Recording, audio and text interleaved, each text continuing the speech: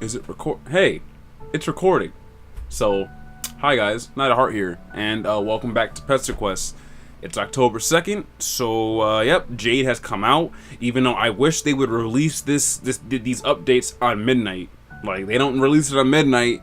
They want to release it at like 11 or 12 o'clock in the middle of the freaking afternoon. Like, my schedule, the way it kind of works, it's like I'm not available during those times. So I was trying to play it as soon as possible, but it's out. Let's just go. Like, it didn't drop at 11. It must have dropped at like 12 at afternoon or something. But yeah, let's just go. We start this, John. And, yep. Volume 4, The Loneliest Girl in the World. Yep, well, I mean, when you live by yourself, there's a taxidermy version of yourself in the house, and your grandfather's dead somewhere, and yeah.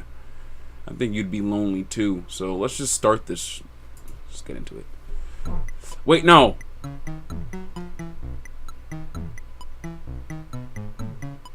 Okay. I don't think... Okay, so last episode... Fuck.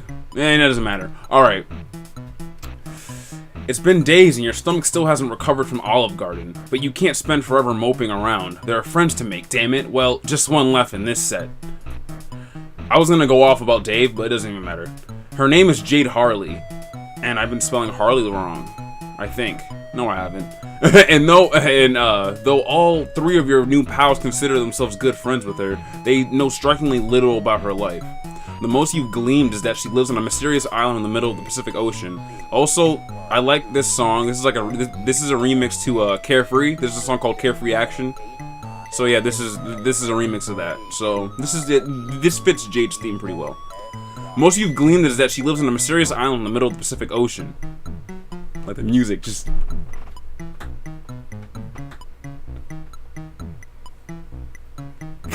With their grandfather and some uncommon breed of dog. Their communication with her has been limited to internet messages and packages sent to the P.O. box in some pod-dunk town called Switch. John said he would message her and see if she could provide an address, but you don't want to wait. Throwing yourself head into the friendship has always worked for you. So you close your eyes, think islandy thoughts, and hope it works.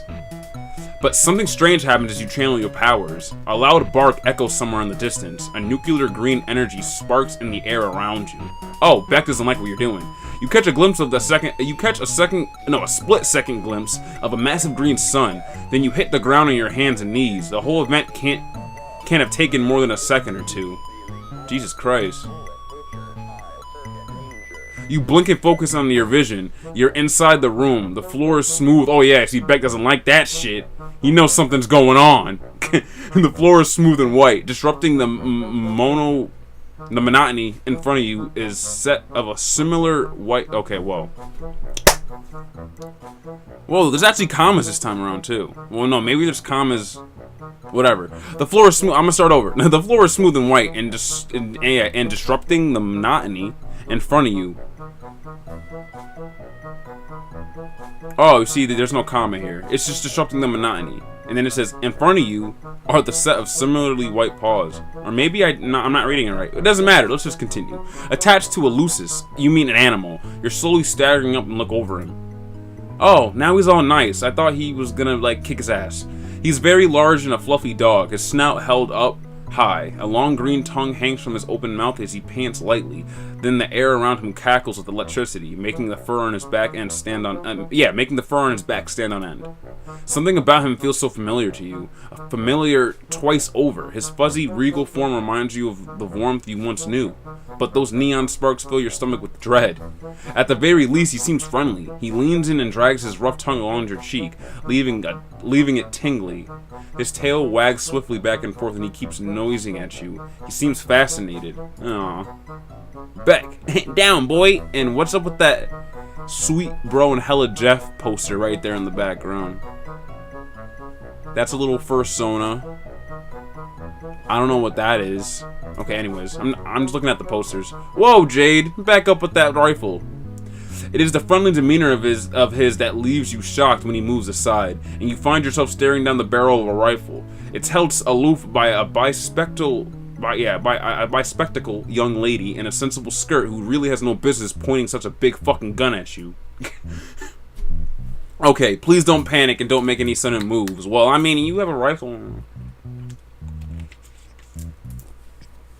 with a rifle in my face, so I'm never shot a living being before, and it would make me very sad if I had to start now. Oh, okay, so this is happening now. Is this Jade? She doesn't sound like Jade. Based off what John told you, she looks more like a Gigi. Anyways, maybe a Lynn? Right, the gun. Don't get sidetracked. You slowly raise your hands and surrender. Try to put your most inoffensive expression. You tell her that if she starts shooting living beings, you would be pretty sad too. So why doesn't she put the gun down and No way! I don't want to shoot you, but you're clearly dangerous and unpredictable being that I need to make sure I stay safe. My grandpa taught me a lot of gun safety trigger discipline in case anything bad ever happens to me. So I know that the good trigger discipline means keeping your finger on the trigger at all times in case you need to blow something to bits. Oh fuck. Now let me make things clear to you. Man, I'll leave your house right now. Alright? You want to point guns at me? I'll zap out of here. Now let me make things clear to you. I'm a very clever girl, and you won't be able to fool me as easily as you fooled the others. It's very obvious to me what you've been doing, and I knew you'd eventually showed up here if I waited long enough. What do you mean? I'm just friends with your boys. Like, what do you mean? It's clear what I'm doing. I'm making friends? What have I done to your friends? John thinks I'm cool. Dave thinks I'm cool. Rose thinks I'm cool. So like, what do you mean? I know what you've been doing. What? Sure enough, John messaged me not too long ago and let me know you wanted to visit, so I prepared myself for your revival. You've come to interfere with our lives, and now I want to know why. So you better start talking. Well, I mean, like, I guess she's smart, because it's just like one guy is just talking to just 4 of these niggas, random people, so I guess it makes sense. Okay, you say, what does she want to talk about? You're well versed in a variety of elected subjects. So you can go about basically anything. Wrestling, postmodern art, controversial opinions on traditional Judith or whatever. But you get the feeling that this is an interrogation. You really have no idea what she's interrogating you over. I kind of forgot that he likes to monologue to himself. So like I said, I don't know when he's talking to himself in his mind or he's just talking out loud. That's a very likely story. I can put 2 and 2 together pretty easily, you know. You've never shown up at any of my dreams before, and now none of those dreams are coming to pass. Not to mention, I don't even see Prospect when I go to sleep anymore. And that can only mean you derailed the forces of fate. Oh yeah, I forgot. She was already into the game. She was like already into the game before the game even began.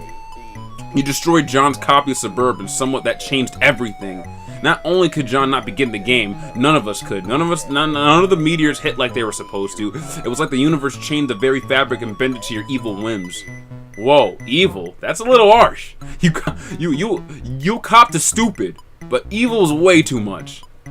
Don't play dumb with me. Boy, I just want friends. What does she get? What else could motivate you to stop us from fulfilling our destinies as heroes? Heroes? I mean, you guys are heroes, but you guys go through some shit, nigga. That's all I'm gonna say. Heroes? John and friends are very nice, but they don't exactly strike you as heroes. That's because you don't know them like I know them. You haven't seen the shrines of Prospect or heard the stories from the Queen or seen them in clouds growing into the brave and wonderful people. Now I'm beginning to suspect those things will never come to pass. John's birthday came to pass without any fanfare, except for him supposedly befriending a strange mailman. And that day, the internet was full of people complaining about their beta copy Suburbs weren't working. And there was a huge scandal with the company. A little while later, I found out that this mailman was talking to Rose and had magical powers. I know a thing or two about magical powers, or at least powers which seem to be magical to those who haven't studied their logical source. But yours are totally different from anything I've seen. At first, I thought you must have been an advanced Durstrite agent to come to sabotage us. But you definitely aren't from Durst. Maybe a Prospian double agent? I also considered the weird trolls that keep... who keep pestering me. They've been weirdly quiet lately, and you don't really give them that. But they've been weirdly quiet lately, and you don't really give them that vibe. So like, why? Yeah, so like they're dead. That's why they've been weirdly quiet because they're probably dead. Or maybe they're not dead because of I don't know what happened to them because it's freaking paradox space. The whole thing with Jack Knorr being in their session was because this session was created and he was made. But the whole thing's in the other session. Jack Knorr technically doesn't exist because they never played the game. So like now they're quiet. Like did their universe cease to exist? Because that must be the case. Because like none of the stuff that happens at the end of the freaking at the end of their session doesn't happen now. So, like, so what? I mean, like, but technically speaking, they're still here, though. Like, the only reason why they're here is because they reset. So, and the only reason why they reset was because of Jack. So, what's happening? And obviously, you are not a human. Whoa, hang on. You're a human, right? She tilts her head and gives you a little really kind of look, and your stomach twists into knots.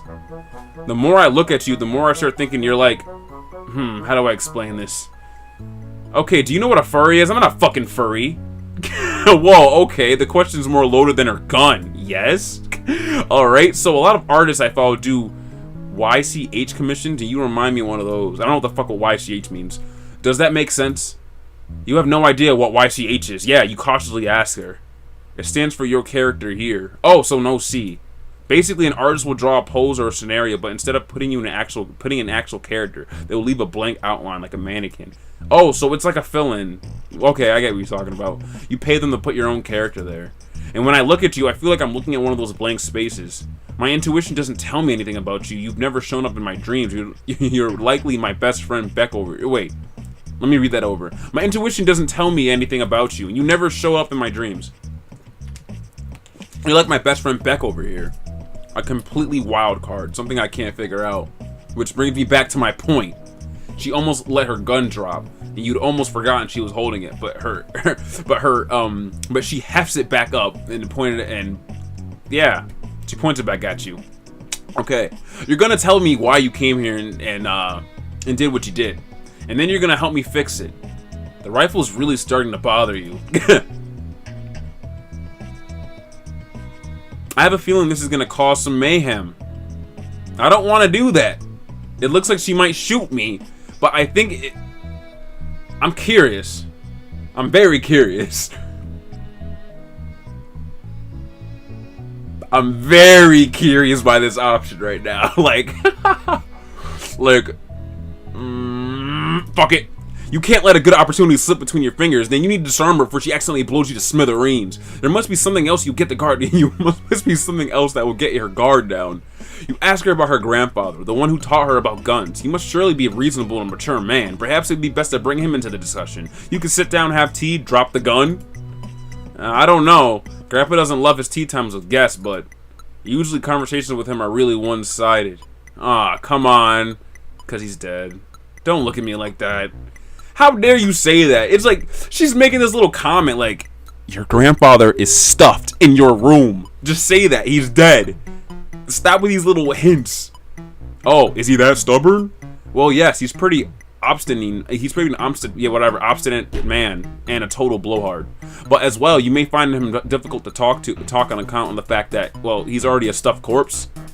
Oh, cool, yeah, that's cool. Yeah, that checks out. This is a fine and everything. Everything's fine. You love guest starring in the goddamn Hitchcock movie. This girl is clearly too unstable to be reasoned with. You need to disarm her and pronto. Here we go. You steer the topic away from your grandfather. She surely murdered her and wait for another. Yeah, she surely murdered. Yeah, okay. So he thinks she murdered him. You steer the topic away from the grandfather she surely murdered and wait for another lull in the conversation. With her eyes starting to wander and her grip slackens, you spring forward and reach for the rifle. Oh, I think Beck saves you. She shrieks and goes for the trigger, but before she can fire, an ear-splitting bark rings out and your ears and the world explodes into neon green. Okay, so Beck saved me. Thank God. I was gonna die. You feel weightless and empty, cocooned in a bitter cold for half a second. You think you just got Avada Kedavra, but then you glance around and see stars. An irid light shows twinkling all around you, painting the vast expanse with beaded glimmers. So where are the stars? It's black. Show me the stars. You're showing me black. You couldn't draw me some stars, man? Come on, hussy. You're gonna say, oh, hey, yeah, I'm seeing all these stars. I see black. It's transcendent, it's beautiful, and you are at peace. Or maybe, yeah, you're choking. Oh my God, so I died!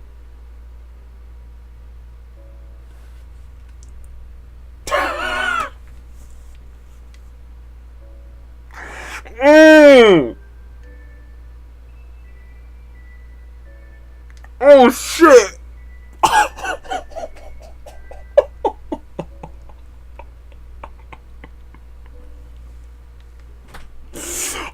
Damn! Did he die? He's like, yeah, because like he's choking. He died. She killed someone that day. She killed someone that day. No, Beck did it. Beck killed me. Beck didn't save me. Beck killed me, so Jade wouldn't do it. God damn. Jesus Christ. I did not expect that.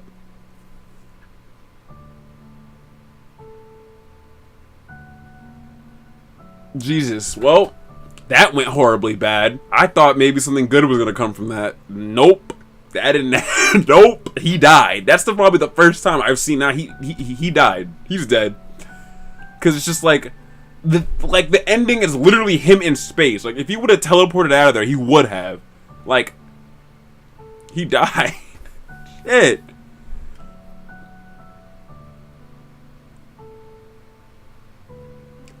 I kind of want to end this episode right here, but I'm going to go back to what I was going to do in the beginning. In the beginning of the episode, I remember that I know that there's usually just 2 endings for these games. Like, there isn't usually 3. So, I don't know with Dave if there was a 3rd ending, because I didn't go back and, like, there was some stuff that I didn't do. I feel like there was an option where I could have chosen an opposite option, and I'm not sure if I was going to get a different ending. I kind of want to check. Like, I kind of want to, like, just go on the internet and check, but then I don't want to spoil myself, even though it's really just A, B. Like, it's just, it's not that hard. But, fuck. Damn. Shit, alright, let's just get back into this. Fuck, we gotta start the game again, though. Let's open my game right now. Okay, there we go. I was about to say. Alright, yeah, let's just jump back into it real quick. Fuck. I'm not. I'll deal with Dave maybe later. We'll just jump back into this again. Skip, because I don't save my games, so I have to just zoom. Yep, Jade, don't kill me this time. No, Beck, don't kill me this time. Yep, Stay calm and explain yourself. Let's do it this time around. I don't want to die. Alright, you pretty much... Maybe I should have saved my game.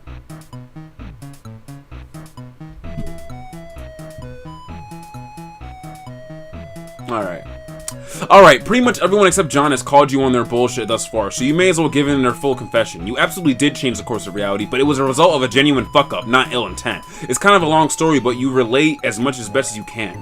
Your strange lack of memory encounter with a bizarre magical artifact, the way you blundered into John's life and destroyed his mail as a result of your highly relatable social anxiety. The girl listens intently as you explain what brought you here, and then offers you an apology. You think that you have irreversibly altered... Oh, no, you offer an apology. You think you have irreversibly altered the very fabric of the threads of her cosmos together. There's probably no way of putting things back like they were, and letting this lady go on her golden dream quest or whatever she was blathering while you were just... Yeah, okay, I'm reading a little bit too quick. There's probably no way of putting things back like there were, and letting this lady go on her golden quest. Or whatever she was blathering about while you were distracted by her very deadly gun. Okay. You sound very sincere, and I'd like to believe you. So I'll take your word for it. Whatever shenanigans you're involved yourself in, I trust that you did not intend to cause any problems. Let's put this ugly business behind us.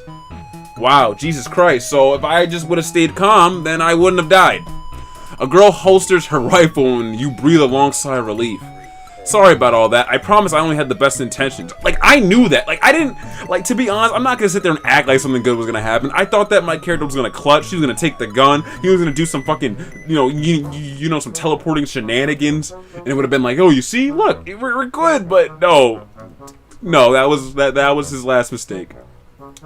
Sorry about all that. I promise I only had the best intentions. Jesus Christ, females. It's cool, you tell her. You get the distinct feeling that you dealt with much worse. Yeah, ignore that comment. Yeah, I'd imagine a space hopper like you has been all sorts of cool and dangerous places. Oh, yeah, I forgot. She likes space, so I'm kind of jealous, really. But anyways, we never probably introduced ourselves. My name's Jade, and my dog is Beck. What's your name? Huh? You never think of this as your first time you ever asked for your name. Ever. You almost forgot you had one. You tell Jade your name. Sammy. Huh? That's a very unique sounding name. Thank you. You tell Jade you like her name too. She beams at you. Thank you. I'm glad my grandpa gave me this name. It's so pretty, fairly unique. It's just very likable. Huh. Anyways, why don't I show you around? I can give you a tour of the house so we can get to know each other a little better. You know what's funny? Because every time I hear these characters talk, I'm thinking of the Homestuck dub, like the Homestuck comic dub that I forgot what the channel's name was. But yeah, I just imagine their voices because that's just canonly, that's just how they sound to me, I guess. Oh, that sounds great. You're an expert on taking tours in other people's houses, which makes sense since you don't exactly have your own house. Jade stares at you sadly. Oh, I'm very sorry to hear that. No, it's cool. You have magic powers, so the trade-off is probably pretty fair. Right. Well, this is of course my room. And as you can see, I have a ton of pretty posters. This is my favorite. It was a gift from Dave, and I love it to pieces, even though it's honestly pretty dumb and looks... yeah, that fucking Hella Jeff one. But that's the point. She gestures the poster of Dave's webcomic guys with the animal attributes scribbled onto them. Yeah, and now they're furries. Yeah, Jade's a furry. I forgot. How can I forget? She's a fucking furry. Which is not bad. Being a furry is okay. You know? I'm just saying. She's like, now it's making sense. I was looking around, I was like, okay, why does it look like a cat? Why is there like a lapis cat up there? And then I see the little purple pig guy right there down here. So I'm like, okay, like, she's into some animal stuff or something. Most of the other posters feature anthropomorphic fauna, drawn with significant more finesse. It all gives you a very furry vibe. But not in a bad way. Jesus Christ, whoa, chill, whoa, I mean, whoa, don't get nervous. But not in a bad way. You clarify. Her lips twitch in irritation, and it occurs to you that people are probably constantly either clowning on her for liking furry stuff or reassuring her that they aren't about to clown her for liking furry stuff. Well, I don't actually dress up in suits or anything like that nonsense. Look, no, it's okay if you do. It's okay. I'm sorry. I'm sorry. I didn't mean to come off that way. You like whatever you like. If you want to dress up you're gonna be dressed up in a fursuit later anyways. But I really love animals, and I think they're fun, and imagine would it be like to be one. Oh, so you're a furry. Okay. Which is why I own so many animal toys. Like the Manthro chaps. I mean, hey, Sonic the Hedgehog's my boy. So, I don't... Who are you, who are very silly but dignified fellows who are part of the part animal and part Victorian era gentle sirs. I guess gentlemen? What poster is she talking about? Okay, you're not gonna tell me. Jade gestures to the pile in the corner, heaped high with plushies and dolls of all sorts. Many of them look like man/animal abominations with curly mustaches. Other features bright and puffy squid-like creatures. Oh, these are my Squiddles. They're based off a cartoon show. And I forgot, didn't the Squiddles, weren't like the Squiddles in like a session or something? Weren't like the Squiddles, like, didn't they play this game or something? I gotta look up on like the whole Homestuck stuff, because like, I mean, I'm aware of the different sessions, but yeah, like, didn't the Squiddles have their own session or something? I wonder how the hell those little things played the game. Rose says it's bad, but I don't believe her. Jade fishes through the toy pile and receives a dark bluish black toy. Oh yeah, because the Squidlets look like, they're like night terrors, right? I forgot, yeah, that's why Rose says, yeah, get those things away from me. I don't know. This one's Inkable. Well, no, Inkabelle. She's my favorite. In one episode, it gets lost in a murky brine swallows and spent years completely alone, lost without any of her friends. Oh, that's tragic. But in the end, her friend's podlight tracks her down and saves her. I mean, she's been there for years. It's tragic. It seemed so bleak at first. I watched it, then I literally cried because I realized in the end it was a very poignant tale. Jade smiles wistfully down at the plushies in her hands. She glances from it to another one of the Squiddle dolls, and her expression tightens. She squeezes the doll a little too hard, causing the horrendous pitched squeak. I guess in retrospect, that was pretty silly, though. I mean, it was just a kid's show. What do you mean? Enjoy yourself! Enjoy your life! You're by yourself anyways! Who cares? Of course there's gonna be a happy ending. That's how all things work, right? No. No, it doesn't. If you look up the word meat, John's depressed or something. Or Candy, he's depressed, or he dies. Jade still smiles as she tosses the doll onto her bed, but she puts so much force into the throw that it goes careening off, careening off the edge with a wheeze. You hear it plop on the floor. Oh, it's my PlayStation. I'm sitting here like I'm hearing something. I'm sitting here wondering, why am I hearing that? Yeah, my PlayStation started to go off. Shut the heck up. Ah, jeez. You hear it plop on the floor and magnetize itself into another squiddle. The voice box lets out a weak yay. Jade stands up and brushes off her skirt. Her eyes fall into the bedspread, which features a striking cloud design. Yeah, striking cloud design, not strikingly. She sighs slowly, then assumes a bright smile once more. Anyways, let's go exploring the rest of the house, shall we? I've got so much to show you. Well, okay. In that case, I think this is a good time to end, because we've been recording for a little bit, and we're about to go on a house tour. So next episode, we'll see the house, we'll look around. I see there's a little window frame right there in the corner. Yeah. Should my camera, question before I leave, should my camera be like right here? Like, you know where it's at, like right here? Or should it be like up here, like a little bit up? Cause like I put it here because I forgot why. There was a reason, but yeah, just let me know. And yeah, I'll see you guys probably tomorrow or something, because you know, why not? See you guys in the next episode. Night of Heart Audi, wink, wonk, wink, wonk, wink. Make sure to check out my Discord. Check out the description. Discord, Instagram, all that stuff. If you want to join. Like I said, I'm not as active as I could be, but if more people start bombarding my freaking Discord, I'll probably be forced to. So, get in that shit. And, yeah, talk to you guys later. Bye!